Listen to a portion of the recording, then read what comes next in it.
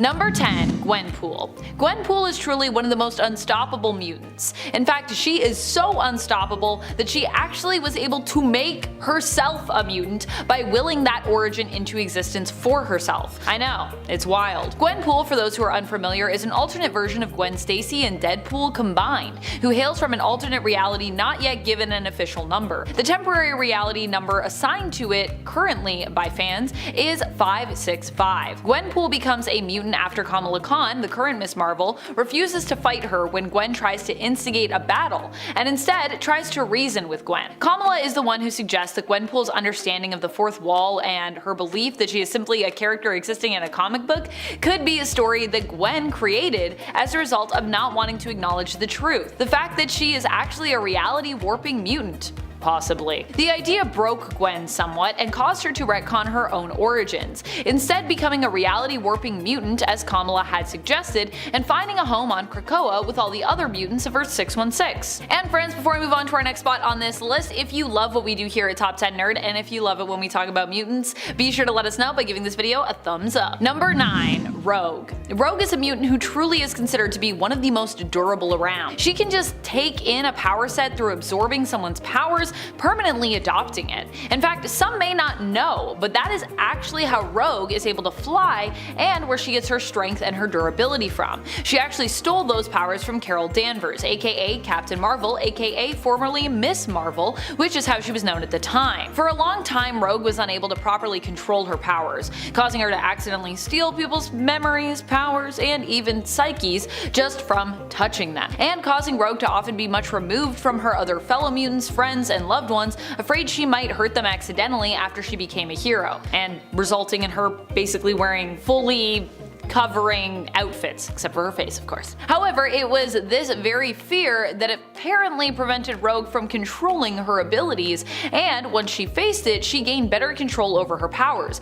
making her virtually unstoppable, which is also probably why a lot of writers keep her on the sidelines, or prefer to. She's kinda hard to write because she is so unstoppable now. Number 8. Magneto. Pretty much nothing stops Magneto, not even losing his heart. Now, if you've seen our unstoppable superheroes list, then you know what I'm talking about. So for this point, I'm going to talk about another insane feat of Magneto's, other than when he defeated Uranos while completely heartless with some help from Storm. Not only can Magneto sustain his own flow of blood without a heart using his powers, but he could also seriously mess you up by manipulating your blood in your body. Or even worse, mess you up by just pulling out all of the iron from your blood. We've seen him do that too, and it was pretty horrifying, I gotta say. Magneto has also used his mastery of magnetism to perform the kind of blood witchcraft you'd associate more with a magic user, a warlock if we were talking D&D classes I suppose.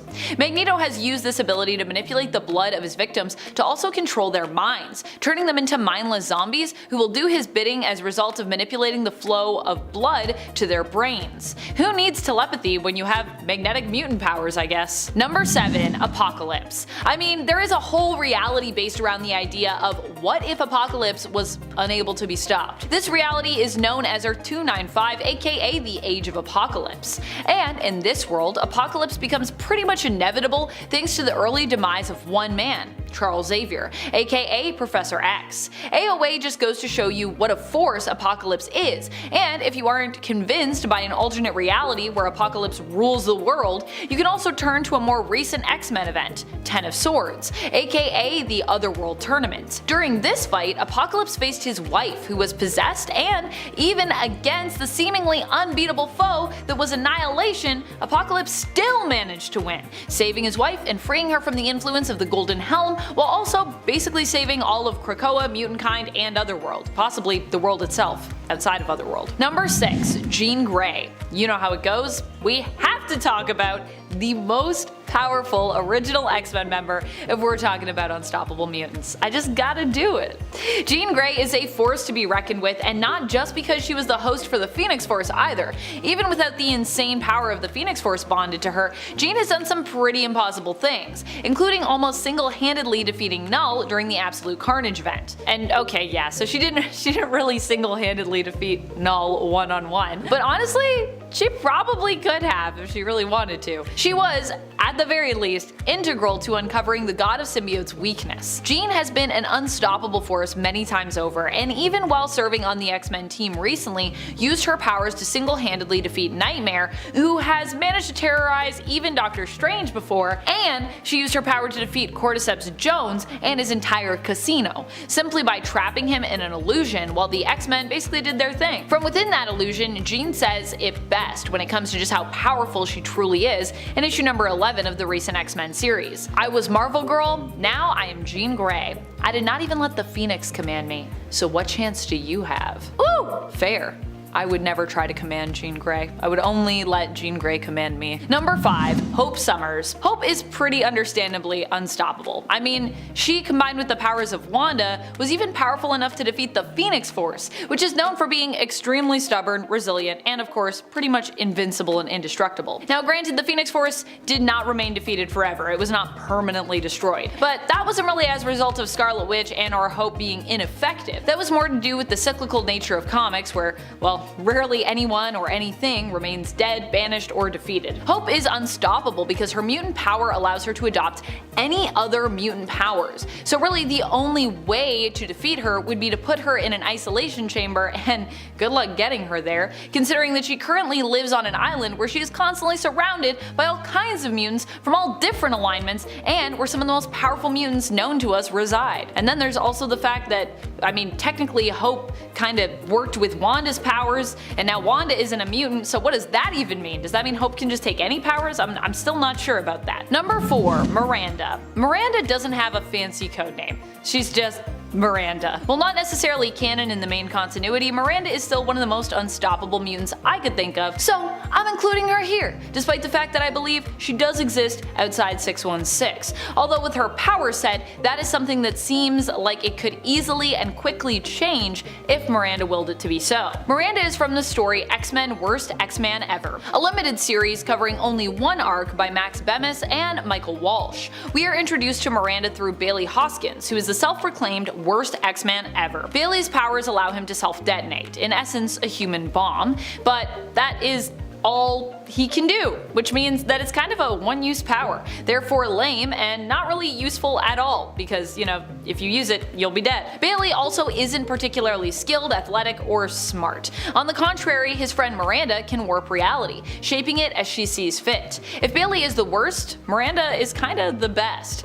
While Miranda does use her powers, Bailey doesn't even seem to notice at one point, calling her out years later for not doing enough, when, oddly enough, the whole time, Miranda has been unknowingly saving the whole world and possibly the universe multiple times over, which she reveals and is like, I was here the whole time like saving everyone, but you know, I just changed reality so no one really notices. Number 3. Squirrel Girl. I mean, isn't unstoppable just a synonym when you think about it for unbeatable? For some reason, when it comes to mutant lists, I always tend to forget that Squirrel Girl herself is a mutant. I don't know why I forget about Doreen because I love her so much. And this also happens to me despite the fact that when we're first introduced to her in the comics, she advertises herself to Iron Man as a mutant. I guess it's because Squirrel Girl, despite being a mutant, is not often associated with the X-Men, but instead prefers to align herself more with the Avengers, or the Great Lakes Avengers anyways, and other Avenger-based teams. Number 2. Mr. Sinister. Mr. Sinister might strike you as an odd pick for one of our top spots on this list, but with what he has been up to lately, I gotta say, I think he deserves it. As we ramp up to the Sins of Sinister event, which I'm sure is going to be a banger, but also end up destroying the beautiful golden era that has been X-Men comics recently, and Krakoa. Poor Krakoa. Sinister is quickly becoming the most powerful he has ever been. Currently, this is all thanks to his Moira protocols, as revealed in Immortal X-Men. With the Moira protocols, Mr. Sinister can control the timeline, basically tweaking it as he sees fit to better understand the best way for him to shape the world as he would like it to be. If he makes a change that doesn't actually work out for him in the end, he just destroys that powered Moira clone that he has to erase that change and outcome, and then kinda like tries again. So this allows him, with all the Moira clones that are powered, to try, well, infinite possibilities for what the world could be, which is pretty scary. This is an insane level of power and could possibly make him one of the most unstoppable mutants ever, unless a whole bunch of mutants and heroes are able to do something about this.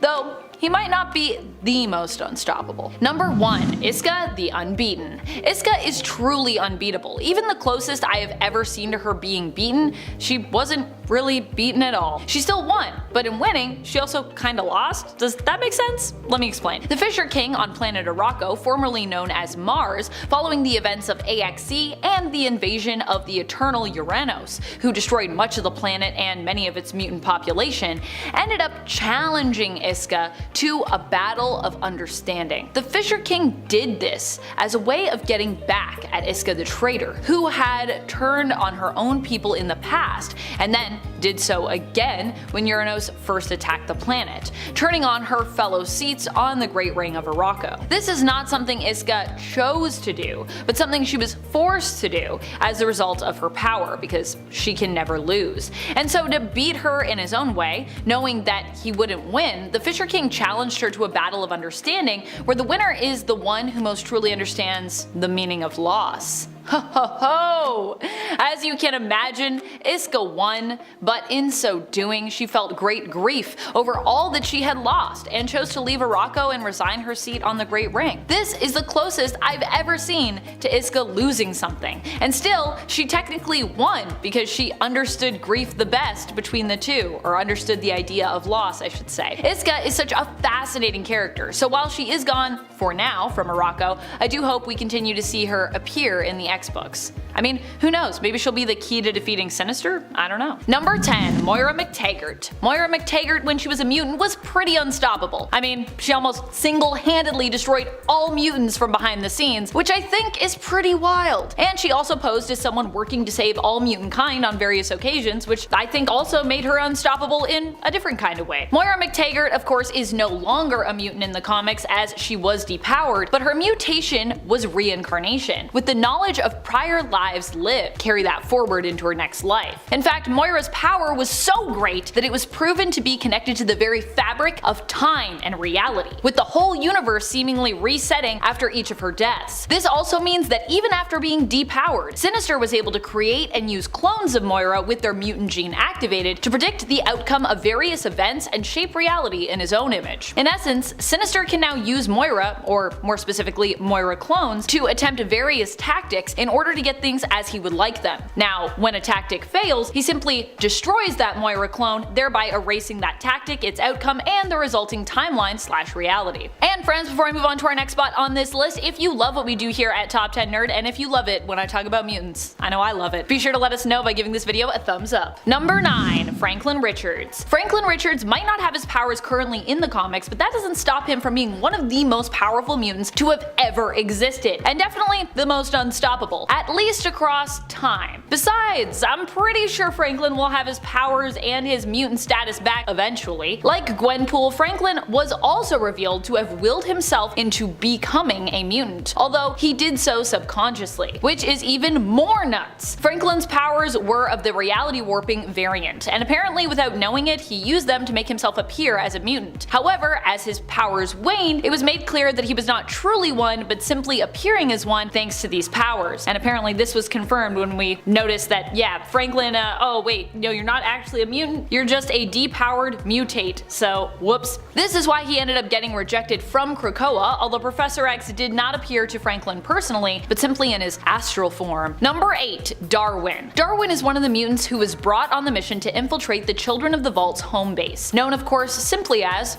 the Vault. Darwin was handpicked for this mission due to his unique mutation, which allows him to adapt to any situation, evolving himself to best survive whatever he comes up against. For this reason, he's pretty unstoppable. This is also why the Children of the Vault valued him and ended up capturing him, because his mutation was also valued amongst them and makes them a lot more unstoppable as they can implement it into their own evolution to help them evolve smarter and faster, making them even more formidable foes for the X-Men. Number 7. Sunspot. Sunspot is a mutant that I feel I do not talk about enough on this channel, so I'm using this list to grow his ego just a little bit more. Sunspot is unstoppable in many ways. He's not only powerful as a mutant, even willing to give his life to save the day, refusing to be stopped by whatever problem comes his way, but he's also insanely ruthless when it comes to the world of business. He is wealthy and so often can break through barriers that some mutants might be limited by due to their income bracket. Besides that, Roberto is probably also one of the most stubborn characters, not even just mutants, that we have in comics, and for that reason he is also personally pretty unstoppable, as he doesn't usually give up or throw in the towel easily. And if you want to talk about power levels, woo! Sunspot has been referred to before as one of the most powerful mutants ever. Now granted, I think he was the one who called himself that, but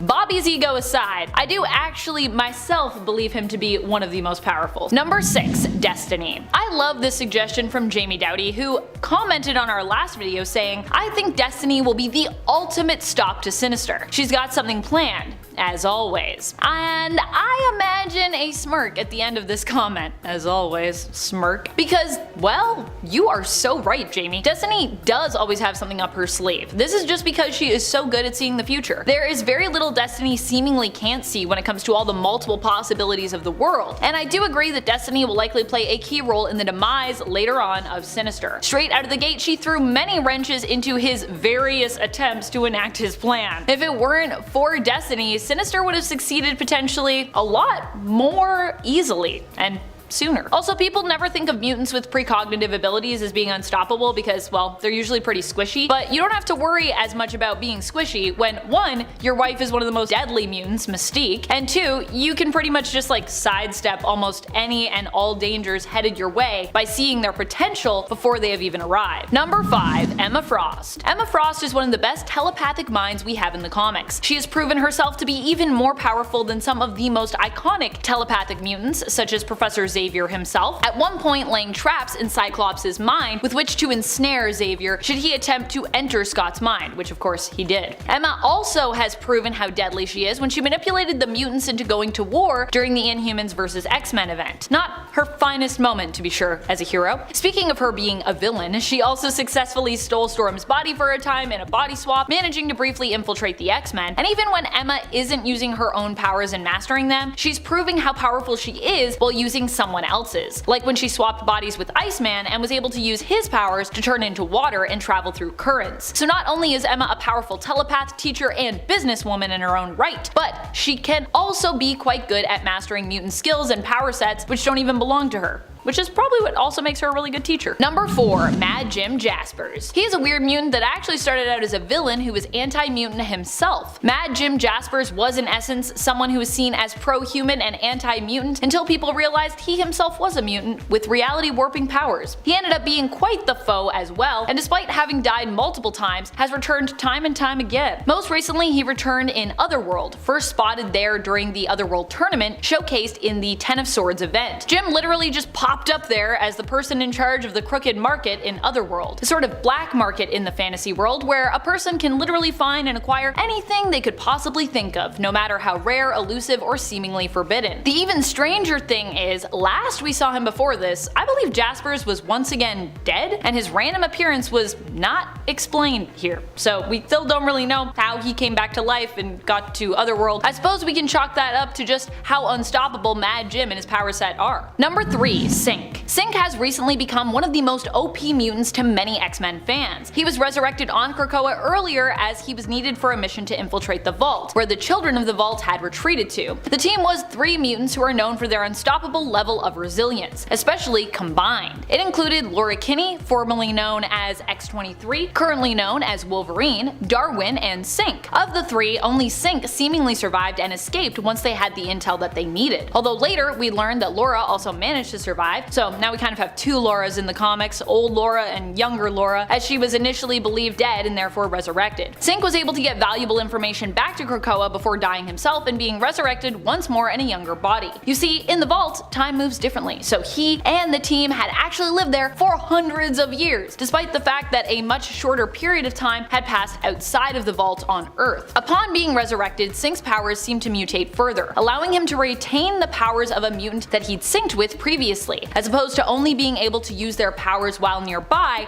and synced with them. Although using this power to its fullest extent does seem to be hard on Synch's body, so there is that. Number 2. Iceman. I think Iceman has proven time and time again that he can't be stopped. The story I recanted earlier where Emma was able to use Bobby's power while in his body to travel through water as water, that is also something Bobby himself can now do, as was evident when he fought recently against Fin Fang Foom in the first run of the Marauders series. His fellow mutants and teammates had thought that Bobby had been destroyed when in reality he hadn't. It looked like Fin Fang Foom obliterated him, but Bobby, being Bobby, he just turned to water, went into the ocean, and came back up again, proving that he is a force to be reckoned with. Even hell can't stop Bobby. He'll just freeze it over again, as he's also done in the past before. And to be honest, it would probably be even easier for him this time around, as he's continued to grow in power since then. You know you're unstoppable when you're able to do things like freeze hell over. Number 1. Storm. Storm is not just a mutant with unbelievably unstoppable powers, she is also a literal goddess. What does that mean? Well, it means that Storm can be even more unstoppable just from the power of belief. At one point, Storm ends up literally being confirmed as a goddess after people believed for her to be one for years. We are shown that when people believe in Storm, this gives her even more power, which is wild because base level power Aurora Monroe is already off the charts. Storm is a fearless leader who does not even fear death himself, even going so far as to dance with a version of Death, Apocalypse's son, and one of his original 4 horsemen. And she beats Death in combat too, which is pretty wild. Of course, you know, this isn't Mistress Death, but it simply goes to show how fearless Storm is, whether we're talking literal death, metaphysical death, or an alternate representation of death. Number 10. Tempest. Imagine if instead of needing the time stone to manipulate time, we actually just had a hero who could do it just like that. Like that was their thing. Enter Tempest. Tempest is Eva Bell. Her mutant power is just that, time manipulation or chronokinesis. While not considered Omega level yet, Tempest is well on her way to being there. Her powers allow her to manipulate time around her, speeding it up or slowing it down, making her pretty hard to defeat. Because if you came at her, she could just be like, and it takes you like 100 years to take a step, so basically you're dead. Done. Think of all of those scenes that we saw with Quicksilver in Fox's X-Men films, but instead of Tempest moving really fast, she just instead manipulates the speed of others around her through manipulating time. Tempest can also use her abilities to travel through time, but has less control over this ability. Hence why she's not Omega level yet. Number 9. Blindfold. We haven't seen Ruth Aldine for some time, but she has been hinted to be a descendant of Irene Adler, aka the mutant known as Destiny. Ruth was known for being a powerful telepath who also possesses telekinetic skills. She was mainly known for her astral form and astral plane powers and abilities, as well as her ability to perceive future events and tap into someone's or something's history via touch. It's also important to note that she's one of the few people that can make an astral form that's also physical, which is pretty crazy. Blindfold would likely not be a character we would expect to see in the MCU if we get a story involving Krakoa, as on Krakoa it seems that no precog mutants are really allowed to exist, especially not if they're as gifted as Blindfold was. And probably not also because she's related to Destiny, so that's also a no-no. And friends, before we move on to this next spot, if you are loving this list and you want more lists like it, I know I love talking about mutants with all of you fun folks out there, be sure to let us know by giving this video a thumbs up. Number 8. Iceman. I really don't want Iceman to be too powerful for the Marvel Cinematic Universe in the same way that I don't want Storm or Jean to be either, because I just like those characters. But the reality is he, like the others, might just be a bit too powerful. Iceman is an Omega level mutant, which basically means he is not only super capable and disciplined when it comes to the use of his powers, but is also considered the tippy top of excellence in his power category. Iceman started out as really snowman and his little black booties, but now he has grown to be so powerful that he can help to effectively terraform a planet with his abilities, aiding the terraforming of Mars in planet-size X-Men when it came to ensuring there was enough water on that planet. Not only that, but Bobby no longer ever needs to fight alone, as he can also now make little ice or snow golems, effectively always possessing an army just at his fingertips. He's like, ice it up. I don't know why I'm doing this. This is like some Salt Bay something. That's how Iceman uses powers. He's like, I am Salt Bay. Number 7. Kid Omega. Despite the fact that Iceman is really impressive, I had to put Quentin Quire a number above on this list. Despite his multiple comedic deaths in the Dawn of X and Reign of X era, Oh, what a time. The fact remains that telepaths tend to rule, while by comparison most other power sets just tend to drool. Sorry. Quentin Quire has come a long way from when he was first introduced. Sure, we knew he had potential, but we're now seeing him grow into that potential and in some cases even exceed it. And let's keep in mind that he's still pretty young in comparison to some of the other main cast of well-established mutants, who for the most part are completely grown up now. Kid Omega still has a few things to learn, but is considered to be one of the strongest telepaths in existence already, and an Omega level mutant. Number 6. Vulcan. Vulcan is known for being Omega level or even beyond. He is the youngest and most powerful of the Summers brothers. Vulcan is Gabriel Summers. At the time when Christopher and Catherine Summers were abducted, it turned out that Catherine was actually pregnant with Gabriel.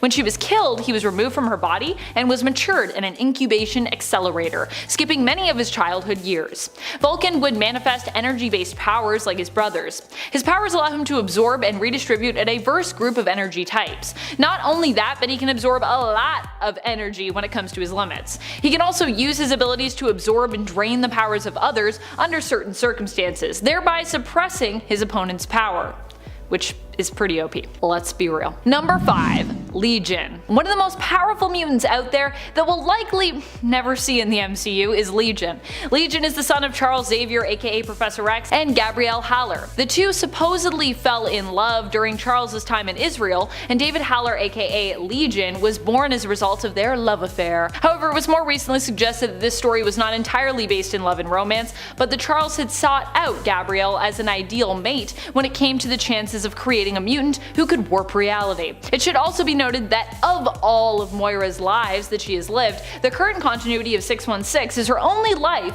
where Legion has existed. Legion has a dissociative identity disorder, which also lends to his mutant abilities. For each separate persona that resides within him, each has their own unique set of powers. He is an Omega level mutant capable of pretty much almost anything, and has claimed that within him reside at least 200 Omega level split personalities. That's a lot of Omega level. Sounds like it would be a lot for Marvel to tackle. Also that hairdo. That would be a lot, just in and of itself. I love Legion's hairdo. I love that he still has it. Number 4. Storm. As I said earlier, I really don't want an MCU mutant superhero squad without Storm, now Queen of Arakko, formerly known as the planet Mars, but the reality is if we're going to have mutants like her and Iceman, or really any of the other Omega levels on this list, we're gonna need to do something about their power levels. We might have to meet a much younger Aurora, who was less in control of her powers, or otherwise just tone down some of her capabilities, as Storm is now pretty OP. And it's very deserved, truth be told. The thing I really love about Storm actually is, sure, I mean she can manipulate the weather on a scale that could threaten the whole globe with a massive storm, but she also doesn't need her mutant powers to be intimidating or be powerful. She's also a master combatant, having been trained by some of the best warriors in all of Wakanda, on top of her already established abilities. And she could likely intimidate most people who have heard tell of her with just a glance, because she's Storm. Number 3. Jean Grey. More specifically, the Phoenix version of Jean, or just really unlocked potential version of Jean Grey as well, I guess. Marvel Girl, even initially in the comics, struck me as a powerhouse when we first met her, although we would see her powers reined in throughout those early years. Remember when, in the Danger Room, her test was to basically do a super fast cross stitch using her telekinesis powers? She eventually surpassed the mental blocks that were put in place by Professor X, initially to protect her when she was younger. Jean Grey is considered to be one of the most powerful psionics in existence. She can defeat you with just a mere thought. So to have her in the MCU, like Storm, we need to tone her down or have her show up with mental blocks firmly in place in order just to have her there. Number 2. X-Man. X-Man is Nate Gray, the genetic offspring of Jean Grey and Scott Summers, aka Cyclops. He was made in a lab of Sinisters but hails from an alternate reality. Nate is the genetic child of Marvel Girl and Cyclops in the Age of Apocalypse reality of Earth 295. However, that wouldn't stop him from venturing into the reality of Earth Earth 616 from time to time. He was created by Sinister, while Essex was a servant of High Lord Apocalypse, who ruled for a long time in the AOA reality. Nate was created to be the perfect mutant and is considered to be Omega level or even beyond, being considered the most powerful psionic in any reality. His list of abilities is vast, but basically he is a psionic, mutant, and extremely powerful telepath and telekinetic who is capable of warping reality. He's also considered a potential or suitable host for the Phoenix Force as well. Just a little bonus for you. Number 1. Onslaught. It was a toss-up, by the way, for the top spot on this list for me between Nate Gray and Onslaught, but ultimately I think in a fight Onslaught would win because he's bigger, and big guys usually stand a pretty good chance of winning in the comics, even if they are villains. I know that sounds like a simple reason as to why he'd win, but I stand by it. Onslaught is like a massive dude. A massive physical astral form, you know what I mean? Onslaught might have made a return in the Way of X series and following one-shot Onslaught Revelation, but I don't think we'll be ready for him in the Marvel Cinematic Universe anytime soon.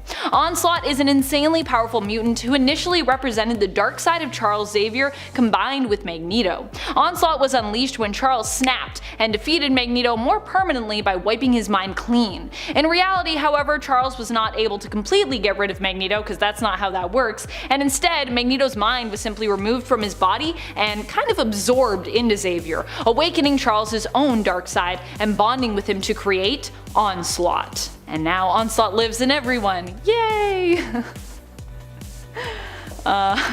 Spoilers. Number 10. Blackheath. Blackheath is Samuel Smithers. Yep, in the reality of 1610, Plant-Man is instead a mutant. His powers are similar to that of Poison Ivy, allowing him to control plant life. Blackheath was one of the mutants who was kept in William Stryker's camps. While there, he ended up meeting and befriending Storm, and would be one of the few mutants left when Utopia came about. Number 9. Mach 2. Mach 2 is Nomi Bloom. She is kind of like the second coming of Magneto, but not as much of a villain. Or at least, she comes around in the end. And not inherently as powerful as Magneto was. She can basically affect and control magnetic fields. Later on, she would see a power boost which would enable her to have more control over objects containing metal. Mach 2 is also known for being a rival to Kitty in terms of her leadership over the surviving mutants of Utopia. People are going to be like, what is Utopia? And I'm going to be like, don't worry. We're getting to that much later, but it's coming. It's slowly you'll get little bits of information. Number 8. Zorn. In the reality of Earth 1610, Zorn is actually Zorn, but is not the only version of Zorn. Wow, that sounded confusing. What I mean to say is that Zorn is his own person, Kuan Yin, but has a sibling who's also named Zorn, but with a Z. They were each given their powers as part of the Southeast Asian Republic's Super Soldier program. Zorn with an X is the one who you typically see clad in the color white. He is an amazingly powerful telepath and telekinetic. While both characters may have been introduced later and have been somewhat short-lived, they are both presented as being pretty powerful during their time in the comics. And friends, before we move on to this next spot, if you are loving this list, be sure to let us know by giving this video a thumbs up. Number 7. Zorn. This is the sibling I was telling you about. Zorn with a Z or a Z is Shen Yin, the brother of Zorn with an X. His powers are much darker in nature. It's actually believed in the comics that Zorn and Zorn were sort of destined to bring a sense of balance to the world and mutant kind, symbolically sort of representing yin and yang, black and white. Zorn's powers are basically akin to a black hole. He emits a black hole energy and can use his powers to manipulate gravity. In the end, Zorn sacrifices himself when he realizes that he cannot win in the war against the Children of Tomorrow. In his death, he effectively becomes a black hole in retaliation. Number 6. Colossus. A strong mutant on Earth 616 and in 1610. Initially, Pyotr Rasputin did not possess super strength as part of his power set, but was given a drug called Banshee to enhance his strength, as well as a job working for the Russian mafia. Eventually, he ended up joining the X-Men, though he would leave the team on a few separate occasions. He'd managed to hold off Scarlet Witch, save a submarine that not even the Ultimates were capable of saving, and defeat Proteus, David Xavier, Xavier's son, who threatened the entire world with violence, traveling around and targeting international landmarks the world over. Differences between Colossus of Earth 1610 and that of Earth 616 is that here he isn't inherently strong, as I said before, in his steel form, but needs Banshee to give him that boost. And he's also gay. He even for a time dates fellow mutant Northstar. Number 5. Jimmy Hudson. Jimmy Hudson is the son of Wolverine. He also inherited his claws, superior senses, and regenerative healing factor. Like his dad, it's believed that his powers may actually be based in survival as opposed to just healing, with James being seen as adapting to survive injury or harsh environments as needed. Unlike Wolverine, Jimmy can choose to coat his claws in metal, as this is actually part of his power set, and it's believed that only his claws end up being coated, not the rest of his skeleton. Jimmy was a crucial member of the mutant resistance, which fought against Sentinel and militia attacks that threatened to wipe out the mutants. In the end, the mutants were victorious and were given a choice of going to live on their own piece of land in Utah or taking a cure for their mutation. Jimmy was one of the few mutants who decided to keep his powers. Number 4, Storm. Initially in the Ultimate Universe, Storm didn't have great control over her powers, and mostly got by stealing cars, but after the X-Men took her in, she learned how to control and even master her powers, allowing her to become one of the most fearsome and powerful mutants around. Ultimate Storm is so cool. Storm is so fast, she has been shown to be able to catch people who are falling in midair, dodge bullets, and even keep pace with a plane. Impressive considering planes on average travel at speeds over 540 miles per hour or over 870 kilometers per hour. That's fast. She's also likely not someone you want to tangle with, as even when she takes hits in battles, she tends to keep fighting or instinctively strike back. Using her lightning storm and weather control powers, she's also managed to defeat multiple opponents with one single attack, whether they be Sentinel opponents or human opponents, and in some cases, even killing them. I think at one point she kills like 11 people at once, and it's just like, okay. Don't mess with Storm. Got it. I mean, I already knew that before from her 616, but now I really know. Number 3, Jean Grey. In Ultimates, it almost seems there is nothing Jean can't do. Before she joined the X-Men, she was in a mental institution as the manifestation of her powers made her seem insane. However, Professor X would save Jean and recruit her on his X-Men team, with her being the second member. In the Ultimate Universe, we have seen Jean become possessed by what she thought was a cosmic entity referred to as the Phoenix God, and almost lose control and her sanity. The biggest problem with Jean is similar to that of her Earth 616 counterpart. Immense power threatens to basically break her mind, or at least take over her sense of sanity. In the comics, Jean is not only a skilled telepath, and was even able to read Wolverine's mind, something Professor X believed wasn't even possible, but she also happens to, weirdly enough, be a skilled doctor and surgeon as well, although I'm pretty sure she doesn't have any medical license. Say what? Jean was even shown to be capable of connecting and tapping into the multiverse to reach out and see various versions of herself. Basically, she can do everything, because being a telepath is crazy powerful. Number 2, Magneto. Obviously, one of the most powerful mutants out there has to be Magneto, not just for the powers of magnetism that he wields, but also just for his influence. Magneto was the mastermind behind Ultimatum. I suppose I should use the term mastermind lightly there, as Ultimatum in general is not really seen very favorably in most fans' eyes. I admit it was controversial and caused a lot of perhaps needless death. In fact, I would say it was needless death. But you have to acknowledge just how much of a threat it painted Magneto out to be. While I'm not sure about Magneto basically committing genocide as a victim of one himself, you have to admit that this made him one of the most fearsome characters in all of the Ultimate Universe. And for Magneto, there is power in fear, even though oddly enough, it is usually fear that tends to power the hate that he often stands up against. Number 1, Kitty Pryde. One of the most powerful characters as a leader especially. She ends up becoming the ruler of the mutant tent nation that the mutants dub Utopia.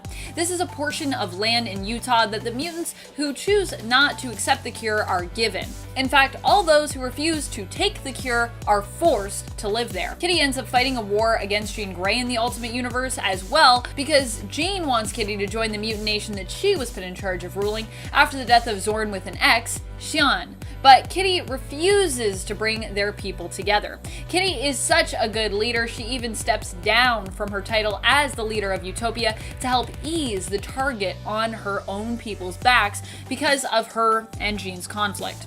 Kitty and Utopia would end up winning that war, and Kitty would also play a crucial role in defeating Galactus as well. Also, I gotta say, that whole World War X thing, it was pretty weird. It was pretty weird, friends. Coming in at number 10 is Sync. Sync has the mutant ability of power mimicry, meaning, like Rogue, Sync can copy the powers of other mutants. Unlike Rogue, Sync has the benefit of not doing harm to whoever he is borrowing powers from, and he can also do it without physical touch. Recently though, after being resurrected, Sync got a bit of a power boost, and he may even become a new Omega level mutant. In the story, Sync not only uses his normal mutant powers to replicate the abilities of the mutants Sunfire and Cyclops while they were both nearby, but is also able to tap into Jean Grey's telekinetic abilities while she is literally all the way chillin' on Mars. Sync's growth in power post-resurrection was first noticed back in 2021's X-Men number 18, with Sync documenting that he was now able to sync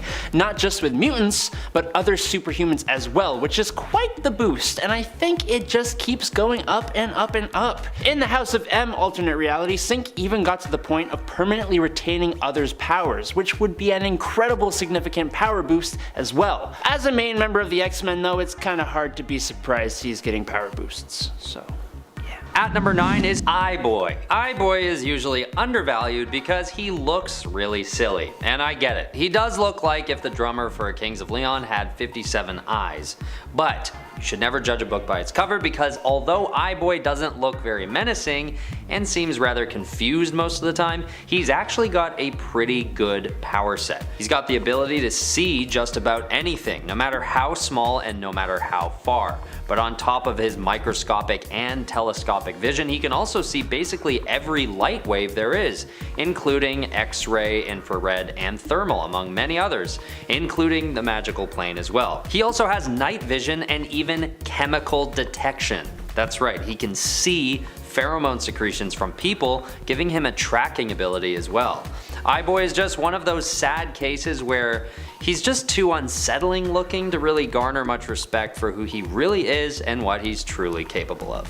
Number 8. Domino. Nina Thurman is a mutant weapons expert and mercenary. Under the name Domino, she was introduced in the early 90s as a member of X-Force. Domino is a survivor of a bunch of unethical scientists who were trying to create the perfect weapon. Tale as old as time, really. But this means Domino has all the talents and skills you would expect of an expert mercenary or secret agent. But we're here to talk about powers, and Domino's are unique to say the least. Domino has probability manipulation powers, meaning she is almost always lucky. She exudes at all times a subconsciously activated field that alters the probability of occurrences in her line of sight in her favor. This means that whenever she is stressed, excited, or focused on something, things will go improbably well for her, and quite poorly for her opponents. Now there is a caveat to this. She needs to actively be trying to help herself for her power to work. So like, if debris is falling from the sky and was about to hit her on the head, she would still be hurt if she just stood still. But if she tried to avoid that debris,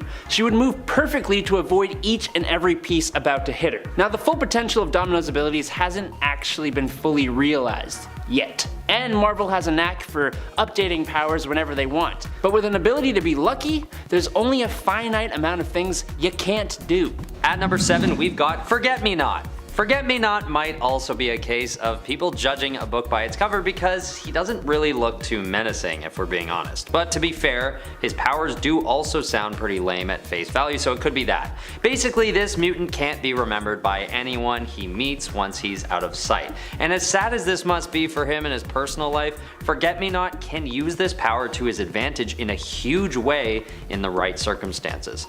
In one case, he's even able to dupe all of X-Force when the team has to form an elaborate plan just to track him down. They're only able to finally catch him by having Dr. Nemesis record himself explaining to the team the existence of Forget-Me-Not as they search for him, and they keep watching it over and over again on their coffee breaks. And the only caveat to this whole situation is that the maintenance bots, along with, I'm assuming, any computer automated system, can remember Forget-Me-Not, which sort of weakens the potential for his powers in a way. So although he's more powerful than you might think, he's still got some vulnerabilities, but heck, everyone does, right? Forget-Me-Not. Number 6. Dust. Created by Grant Morrison and Ethan Van Sciver for 2002's new X-Men number 133, Soraya Kadir is a young Muslim mutant who's enrolled in the Xavier Institute for Higher Learning. Now, she has largely been just a background character in the stories she shows up in, but Dust has been present for some of the largest events in recent X-Men history. Soraya was even one of the mutants who kept their powers after M-Day. Soraya is usually a pretty shy and quiet girl, but don't let that fool you. Her powers are no joke. Dust is able to transform into a cloud of sand, or dust, and even act as a violent sandstorm, literally stripping the flesh from her opponents. When she couldn't properly control her powers yet, Dust even unintentionally flayed 2 men alive after unleashing her power in an act of self-defense. Dust has also been shown to use her power internally, meaning like inside another person, entering her enemy's lungs and eroding them from the inside out, which is just a lovely thought.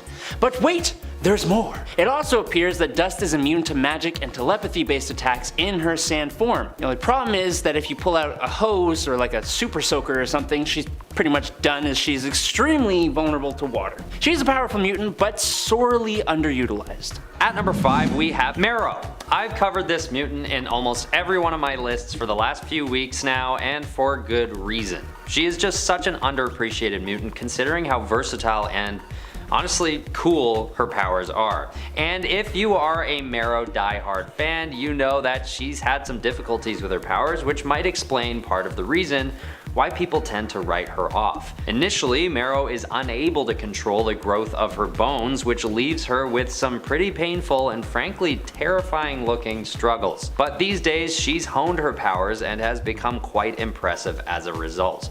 Her extreme bone growth allows her to eject super durable spikes from her skin, and then she can use them as weapons. She is adept at hand-to-hand combat, so this, paired with her ability to literally grow her own weapons and then heal up without issue, makes her pretty unstoppable. Number 4, Jubilee. Jubilee's energy plasmoids might actually be one of the most potent of the X-Men's arsenal. The plasmoids aren't fireworks, even though they look a hell of a lot like them. They're actually closer to superheated plasma. She can create a bolt of bright light, but she can also push out enough power to bend steel or destroy a tree. And with precision can even detonate microbursts inside someone's brain. So that's the amount of range we're talking about here. But that ain't all. It goes even beyond that. As Jubilee's Generation X instructor, Emma Frost, once speculated, if wielded properly, Jubilee could detonate objects on a subatomic level, meaning this unassuming mall rat can cause explosions of atomic proportions. She's a highly underrated character in the comics and gained a lot of popularity in the 90s thanks to the X-Men TV show. And while she's gone in and out of having powers, she still remains one of the cooler characters in the X-Men's lineup. At number 3 is Morph. Morph might sometimes be underestimated because of his funny disposition and his somewhat harmless look. With one of the best personalities out of all the mutants in my opinion, Kevin Sidney uses humor to work through his internal issues after his mother's death. But externally speaking, he deals with his other issues using his totally underrated power set. Morph is a master shapeshifter, capable of changing his body and his voice to mimic those of others. Not to mention, he's also able to fly at speeds of 40 miles per hour and has a healing factor due to his ability to manipulate the makeup of his molecules. But what's coolest about his powers is that if he chooses to grow more muscles, his strength will actually increase along with his appearance, and even if he can't get his strength up to match his opponent, his defensive stats are insane due to his ability to absorb the impact of any physical projectiles by simply allowing them to pass through him. Number 2, Gambit. Gambit has the really cool mutant ability of molecular acceleration, allowing him to convert the potential energy of a non-living object through touch and kinetically excite the molecules to the point that they explode. Usually when a mutant has an ability that manipulates molecules, they have a pretty vast array of powers. But for Gambit, he mainly uses his abilities as attacks, charging up his signature playing cards and bow staff. But in an alternate universe, there is a future variation of Gambit known as New Sun, who is what Gambit would be if he reached the full potential of his power. He can manipulate kinetic energy down to a molecular level. meaning New Sun can charge objects and living beings without being in contact with them. He can stop objects that are in motion and make still objects begin moving. He can turn into a wave of energy, letting him travel through space and other dimensions, and he was even able to defeat the Dark Phoenix in his own universe by himself. We do see 616 Gambit use a lot of the same abilities as New Sun in a fight between the two in Gambit's 1999 solo series, but just knowing the potential this awesome Cajun sensation can reach, ooh, it's spicy. At number 1 is Chamber. Chamber is another underrated mutant with a power set that isn't quite appreciated the way it should be. It may have something to do with the trauma that Jonathan Starsmore goes through to acquire his powers, and further how that experience hinders him from achieving certain goals that other more accomplished mutants are able to. Basically, Chamber has what's described as a furnace of psionic energy stored in his chest, and when his powers are first discovered, this energy explodes out of him, destroying the lower half of his mouth and blowing a hole in his chest cavity, forcing him into intensive surgery to reconstruct the lost body parts. Eventually, he hones his powers to a point where he can aim psionic blasts on command, which is kinda like Cyclops, except in this case it's coming out of a hole in his chest. But what's more is that Chamber later learns that he's in fact a descendant of Apocalypse, and he is eventually properly reconstructed by Clan Akaba in the appearance of Apocalypse. Although this leads him into a depression, Chamber then gets a huge power boost from this modification and changes his name to Decibel before joining the New Warriors. Number 10, Moira X. We don't really know that much about Moira X in her mutant role yet, and she did just become human, sadly, in the comics. However, what we do know is that her resurrection powers that she had seem to be unparalleled because they imply that she has complete sort of multiversal control built into them, or at least universal control. That is to say, it is heavily implied in Inferno that if Moira were to die in one of her lives, the universe she was a part of would possibly cease to exist. This prompts Mystique to defeat her by turning her human, then intending to kill her thereafter, now that she is no longer a threat. But of course, Mystique is unable to follow through due to the interference of other mutants on Krakoa, namely Cypher and the sentient mutant island of Krakoa itself. We haven't classified Moira X's power level yet as a mutant, but if she returns to being a mutant, and I kinda really hope she does because I really liked everything that we did with her as a mutant, I wouldn't be surprised if she was considered to be beyond Omega level just because of how intrinsically connected her powers are to the fabric of reality itself. It's quite unique and it's also quite powerful. Also, that's kind of why I want to see a return. I just feel like it was such a cool idea. And friends, before we move on to this next spot, if you are loving this list and you want more lists where we talk about some super amazing powerful mutants, be sure to let us know by giving this video a thumbs up. I don't know if we have 10 more beyond Omegas, but maybe we could. Alternate realities. Number 9, Professor X. Professor X is typically classified as an alpha level mutant, so I'm sure you're wondering what made me so boldly include him here. So bold! 2 levels above where his Marvel fandom page has him classified as. I have some things that I disagree with though with that Marvel fandom page, to be honest. And honestly, I put him on this list because of some recent developments that I think were really cool and blew my mind. You can let me know if your mind was also blown by these or not. During the 2021 Inferno story, we saw Xavier and Magneto go up against Omega Sentinel and Nimrod after they were caught in a trap laid for them both by Mystique and Destiny. The two traditionally villainous ladies ended up kidnapping Moira, and while attempting to track her, believing her to have been taken by Orchis, instead, Magneto and Charles ended up fighting against that organization, or more specifically, their Sentinel creations. They ended up fighting more against those because Orchis was quickly, all the humans were gone.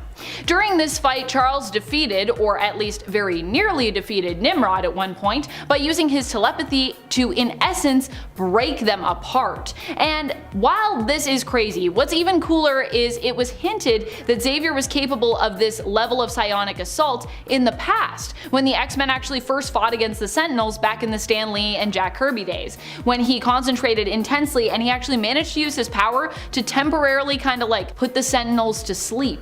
To me, this was an amazing feat, and it was kind of a cool callback to that original fight against the Sentinels, and one that made me consider Xavier's potential for being an Omega level or even beyond Omega level mutant. I know there's gonna be some people that are gonna be like, hey, no, that was telekinesis, Amanda, and that's what's going on. But I don't think that Xavier actually has telekinesis. I know people say, no, Cassandra Nova, that genetic connection. I'm sorry, but I can't accept it. But if you accept it, that's fine. I just can't. So that's why I'm referring to it as telepathy, just so you know. I acknowledge that it is apparently a thing. Number 8. New Sun. New Sun is an alternate version of Gambit who actually first appeared in one of the Gambit series and is initially a more mysterious figure. He is what Gambit would have been like had he been created purely to be studied and utilized by the government. New Sun ended up escaping the Alpha 1 facility where he was raised and held though. This version of Gambit hails from the alternate reality of Earth 9921. Unlike Gambit, he does not have restrictions or mental blocks when it comes to his capabilities. He can also turn himself into energy and charge objects with kinetic energy without even needing to touch them. New Sun basically shows the potential that Gambit has for his power. However, in the 616 reality, there is an element of fear that Gambit harbors when it comes to his own powers and abilities that New Sun doesn't seem to possess. Which is what makes him so dangerous, but also what puts him way ahead of Gambit's mutant power levels. I wouldn't be surprised if New Sun was classified to hear that he had the potential to be beyond Omega. I've also just been a really big fan of the fact that like Gambit could be crazy powerful, he just like kind of chooses not to. I think that's cool. Number 7. Matthew Malloy. Matthew Malloy was said to be basically one of the strongest mutants in the entire world, in the entire multiverse even, or at least in his entire world, in his entire universe. Matthew Malloy hails from the reality of 14923, where his power was so great that he caused massive natural disasters by accident, just from feeling intense emotions. He had to be really careful with his powers in order to attempt to avoid such things from happening. But he wasn't very good at being very careful. Matthew Malloy's power set was reality warping based, but his power was so great that he ended up as more of a danger than an asset to the world and to other mutants. As a result, he was defeated by Tempest with some help from Professor Xavier. She defeated Matthew by going back in time to make sure his parents basically never met each other, so he could never be born. With him no longer existing, reality was changed and the one he had lived in blipped out of existence. Bye. Number 6. Marquis of Death. The Marquis of Death is a mutant who is well known for his ability to destroy. He could travel to alternate universes, traversing the multiverse, and was capable of destroying whole worlds within seconds, just with a thought. The Marquis of Death was not from the main continuity of Earth 616, but the alternate Earth of 807128, although there are other alternate versions of him in other universes besides. It's not the only one. This version of Clyde Wincham Jr. became obsessed with death after coming under attack by multiple villains and killing them in an instant with a single thought. He would end up being seemingly killed himself by Dr. Doom in the end, who worked with the Marquis under the guise of being his apprentice. That's the only reason why I ranked him so low. I know Doom is awesome, but I was just like, wow, defeated by Doom. That's how it goes sometimes, I guess. Number 5. Franklin Richards. Or at the very least, an alternate Franklin Richards. Franklin Richards of Earth 616 was recently stripped of his mutant status. No more mutant for him. And while I'm not convinced this will end up staying a permanent change to his character, I don't think it's been undone yet, as far as I know. I'm not up to date on my Fantastic Four though, so if I'm wrong, let me know, because I want Franklin to become a mutant again anyways. It turns out that Franklin had been using his power to alter his genetics to appear as a mutant.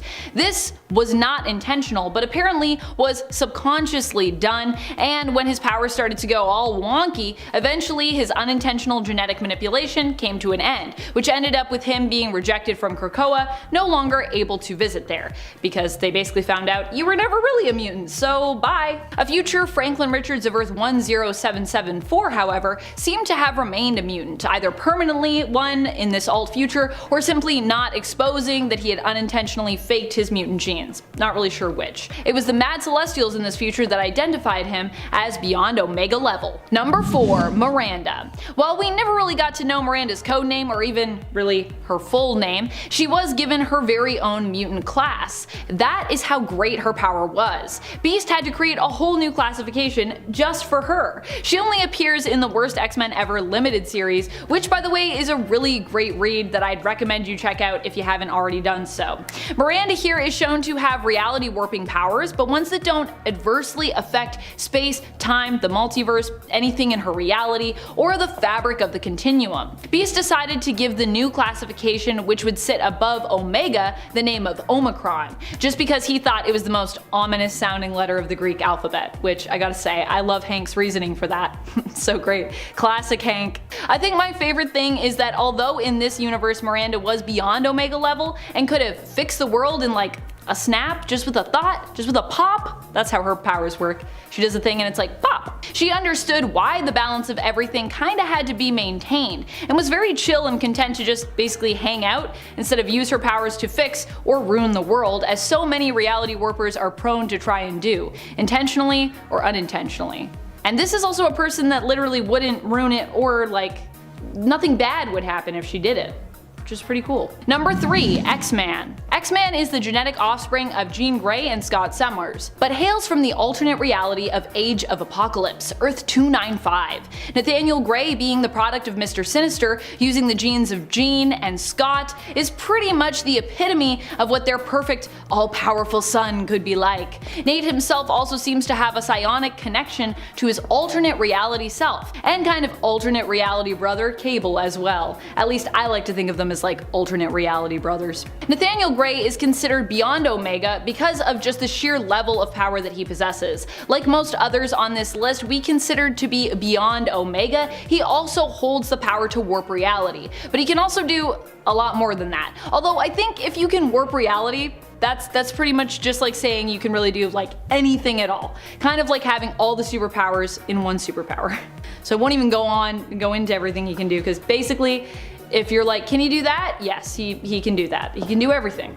Number 2, Mad Jim Jaspers. Mad Jim Jaspers is a mutant that we don't talk about very often on our mutant list. He's often a character that falls by the wayside because I suppose he's kinda niche. He hasn't been in like a ton of comics, but when it comes to what he's capable of, he definitely deserves our respect and deserves a spot on this list, I think. Of course, Mad Jim Jaspers is another reality warping mutant. So many Omega and beyond Omegas tend to be reality warpers, to be honest, which is interesting considering as an Omega even, you're supposed to be the top of the class in whatever your specific powers are. Of course, there are a lot of approaches and methods when it comes to how mutants can reality warp, which is, I suppose, what makes all those Omega and beyond reality warpers out there distinct and different. That's how we can have so many of them. While Mad Jim Jaspers hasn't been confirmed as beyond Omega level just based on what we know of him to be capable of, it seems super likely that he would be at that tier, were he to be categorized, were he to be given a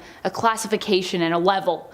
An alternate Mad Jim Jaspers, who is believed to actually have been weaker than the main continuity version of this character, threatened the entire multiverse at one point with his power, so that just gives you an idea of what Mad Jim Jaspers could be capable of.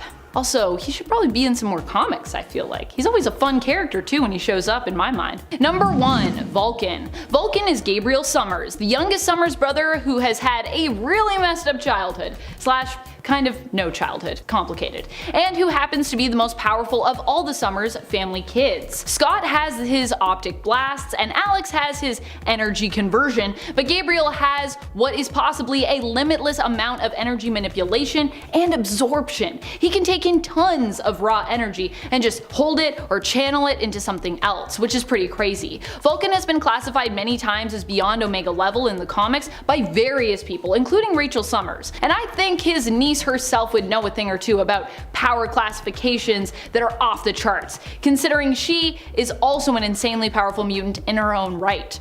And she was also on my long list for even making it on this list, because I think she's beyond Omega too. In a 10 Age of Apocalypse Nightcrawler. Kurt Darkholme, a native of the Divergent timeline known as the Age of Apocalypse, was a member of the mutant resistance known as the X-Men. The timeline of the Age of Apocalypse diverged widely from the 616 timeline after the premature death of Charles Xavier in his early adulthood. As a result, the ancient mutant apocalypse ascended early and embarked on a reign of terror across the globe because, of course. Kurt, donning the codename Nightcrawler, stood with his fellow mutant heroes, the X-Men, in defiance of the genocide genocidal anti-human regime of Apocalypse. Just like his 616 version, Nightcrawler could teleport, though it was through another dimension, and had a radius of 2 miles at a time, carrying 2 to 3 people along with himself. This version also favored teleporting sections of people away, in essence amputating them instantly, which is brutal. Not to mention the 2 freaking swords that he carries around because he can. Teleporting their heads somewhere else wasn't enough. This version wanted to be able to hack his opponent's limb from limb. And at 9, X-Men 2099. X-Men 2099 is a comic book series published by Marvel from 1993 to 1996 that chronicled the adventures of an X-Men team in the year 2099. It extends the vast Marvel 2099,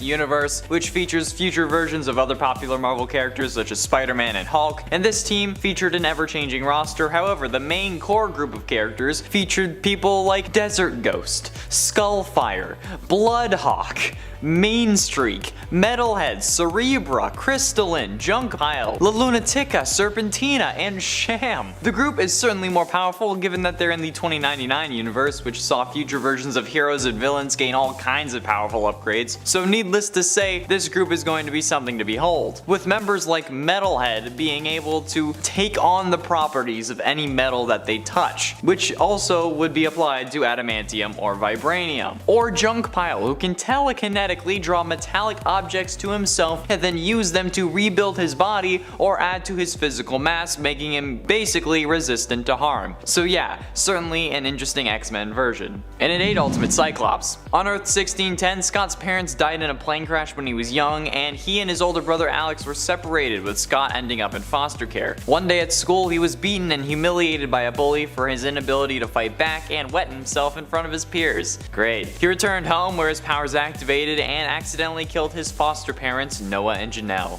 Great. At some point later in his life though, Scott was dating a young woman named Lorna Dane, until she dumped him for his brother Alex. That stings, man, especially since the relationship between the 2 brothers became even worse after that, and Scott became estranged to Alex, no longer speaking to him after he joined the X-Men sometime later. Although that's understandable. In the Ultimate Universe, Scott is able to absorb ambient energy from his environment, such as sunlight and electricity, and store it within his cells, metabolizing the energy in order to open a dimensional aperture through his eyes to unleash an exotic form of energy as heatless blasts of concussive force. He was also able to use the ambient collected energy to fly, deactivate, and channel his energy blast through any part of his body besides his eyes, which is freaking nuts and sounds pretty dope, minus the whole being able to not control it thing.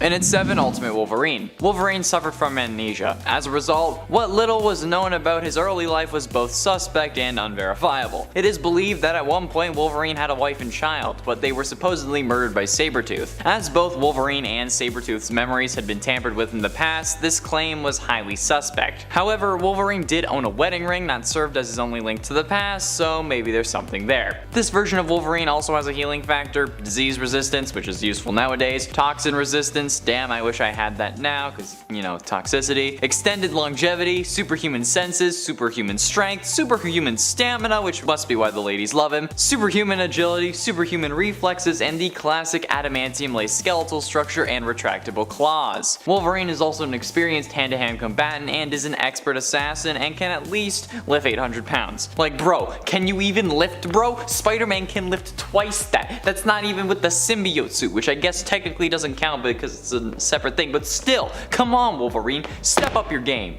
And at 6, Goddess of Thunder. What if Storm was the God of Thunder? That's in essence what the story of What If Volume 2 number 12 from 1990 asks. Well, in reality it's what if the X-Men stayed on Asgard, but still. After visiting Asgard, several members of the X-Men and New Mutants decided to stay this time, while those returning to Earth drove the X-Men into a new era. Many of those staying though found new loves. Wolfsbane found love in the Himprari, Prince of the Asgardian Wolves, while Rogue found love in Fandral the Dashing. Of the Warriors of Three, Cypher became a scholar, translating and reading scripts long dead in Asgard, while Cannonball married Kindra, the daughter of the Dwarf King. Nightcrawler and Sunspot became warriors, while Mirage became one of the Valkyrie. Magic became the Sorceress Supreme of Asgard and assumed the role once held by the Enchantress, and Storm became the new Goddess of Thunder, since Thor was trapped in the form of a Midgard frog. Yep, that's right, Throg!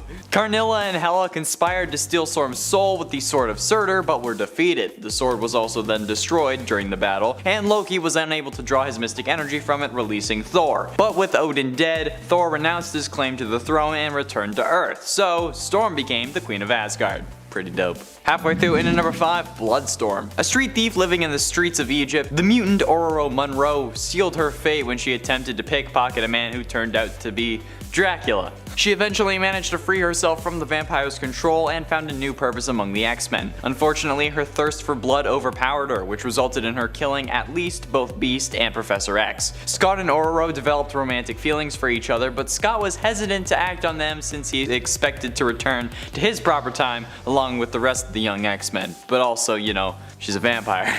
This ain't Twilight.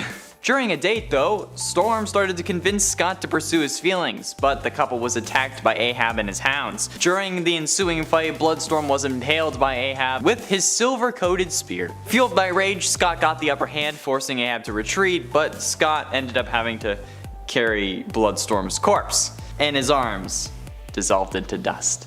Yeah. In addition to the powers of Storm from Earth 616, Bloodstorm can also shapeshift into a mist or a flock of bats, and can hypnotize people into doing her bidding with only a gaze, cause, you know, female vampires. She also feeds on a consenting Scott in an attempt to satiate her hunger and prevent her from going dark again. Only feed on those who consent. And at 4, New Exiles Rogue. Rogue's powers can be difficult to explain. Actually, not really. Simply put, Rogue's powers allow her to absorb powers from other people, even people who aren't super. She absorbs like memories and stuff. But she isn't really able to control it. She has slight control over her powers, but not enough to make her scary OP. However, the same cannot be said for the Rogue introduced in New Exiles, since this version of Rogue has complete control over her powers, technically speaking, since she can only absorb powers through skin-to-skin contact on her hands rather than her whole body, so if she just wears gloves, she's fine. She can also recall powers from people that she has already touched, which sounds weird now that I'm thinking about it, but still, this is freaking nuts. Imagine just like going around to like a mutant prison or whatever in the raft and just like high-fiving every villain there. You'd gain their abilities, right? And then just boom, you're basically a god. Even if you did that with the X-Men or the Avengers, but like not the Hulk, because I don't want to be like a giant green behemoth. But like maybe I would just like, I wouldn't have to turn into one. I'd just like have his super strength while he's in Hulk form. And I don't know how that would realistically work, okay? But it still sounds wicked. Getting close to the end, in at number 3, Mutant X Professor X. Charles Xavier of Earth 1298 believed in harmony between man and mutant, formed along with his friend Magus the X-Men, and led the team towards that peaceful goal. However, the day they fought the Shadow King, everything changed. The good in Xavier was corrupted, and he left the team to explore his powers further. When he returned, it was during an attack by the Juggernaut. Xavier fired a blast at Juggernaut, but it missed and killed Magneto's lover instead. Xavier left the X-Men for good after that, and traveled the world seeking out telepaths, who he captured and incarcerated around the globe, because of course he would. Xavier was also able to take over S.H.I.E.L.D. and absorbed a load of telepaths' powers into himself. This, in combination with the corruption from the Shadow King, amplified Professor X's powers to an unknown extent. But I think it's safe to say that that's pretty damn terrifying. Man, imagine Rogue absorbing those powers. Man, she should have been higher on the list. What the hell?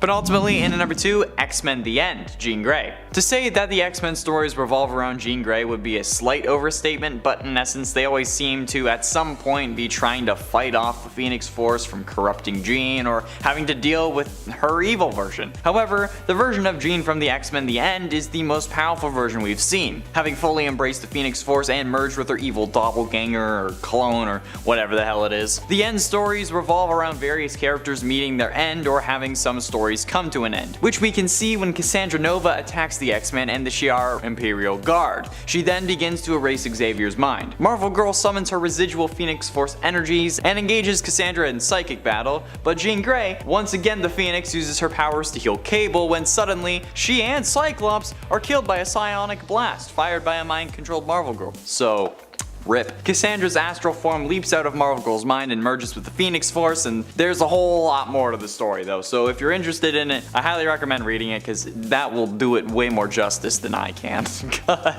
Oh, damn. Finally, in number 1, Brother Mutant. Brother Mutant was created in the Exiles universe of Earth 127 and made his first appearance in Exiles number 85 from 2006. Brother Mutant was an amalgamated being created when the Scarlet Warlock tried to imbue Magneto with the adamantium-laced skeleton of Wolverine and failed, causing Wolverine, Magneto, Quicksilver, Mesmero, and Scarlet Warlock to merge into a single being, which is ironic because that ends up in essence giving Magneto an adamantium-laced skeleton, since Brother Mutant was capable of using the combined powers of all 5 characters who inhabited him, which is absolutely nuts considering how a gender-bent Scarlet Witch was combined with Quicksilver, Magneto with Wolverine's healing factor and claws. So yeah, I'm sure you can see why this guy is number 1. Various James Howletts from other realities were dispatched by the Timebreakers to stop Brother Mutant but were unsuccessful, only defeating him when the Exiles and one last group of Wolverines just wrecked him, I guess. Imagine Rogue absorbing these powers. The Rogue should have been number 1. What am I doing?